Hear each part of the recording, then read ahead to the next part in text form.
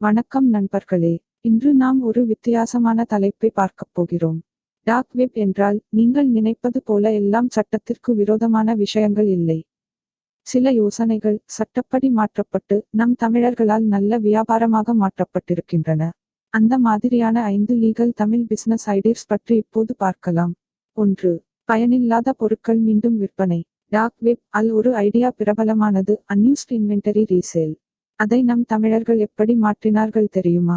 Amazon, Flipkart ல return ஆன பொருட்கள் சென்னையிலும் கோயம்புத்தூரிலும் உள்ள ஹோல்சேல் கடைகளில் கிடைக்கும்.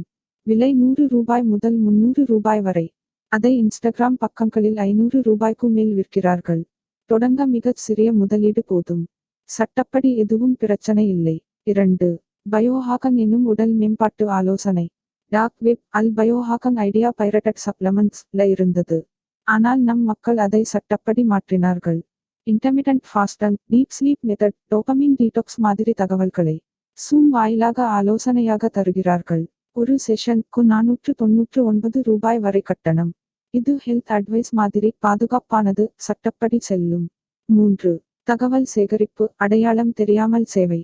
டார்க் வெப் அல் பிரைவேட் டேட்டா விபரம் விற்பனை சாதாரணம். தமிழர்கள் இதை விசேடமான சேவையாக மாற்றினார்கள். களில் அல்லது கடைகளில் வாடிக்கையாளர்கள் எப்படி நடந்து கொள்கிறார்கள் என்பதைக் கண்காணித்து ரிப்போர்ட் ஆக தருகிறார்கள். கஸ்டமர் பாட்டன், ஃபீட்பாக் ஃபார்ம், ஃபுட்ஃபால் கவுண்ட் போன்ற தகவல்களை சேகரிக்கிறார்கள். ஒரு ப்ராஜெக்டுக்கு 5000 ரூபாய் 10,000 ரூபாய் வரை கிடைக்கலாம். அது ஒரு லீகல் சர்வே மாதிரியே. 4. பழைய புத்தகங்களை மறுபதிப்பித்து விற்பனை. டார்க் வெப் அல் பைரட்டட் இபுக்ஸ் டவுன்லோட் செய்வது அதிகம். தமிழர்கள் இதை மாற்றி ஒரு நல்ல வழி கண்டுபிடித்தார்கள். கிரியேட்டிவ் காமன்ஸ் இல் உள்ள இலவச புத்தகங்களை தமிழில் மொழிபெயர்த்து பிரிண்ட் பண்ணுகிறார்கள். 40 ரூபாய்க்கு பிரிண்ட் செய்து 150 ரூபாய்க்கு விற்கிறார்கள். Own publishing business. இது முழுமையாக சட்டபூர்வமானது. 5.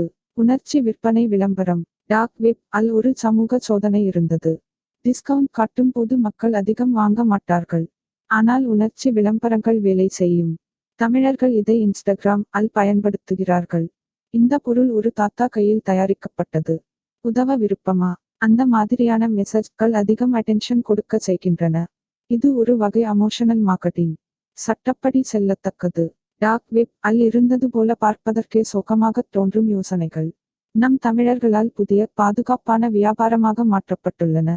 இந்த ஐடியாக்கள் சிறிய முதலீட்டில் செய்யக்கூடியவை, அரசு அனுமதி இல்லாமல் ஆரம்பிக்கக்கூடியவை, முழுமையாக சட்டபூர்வமானவை.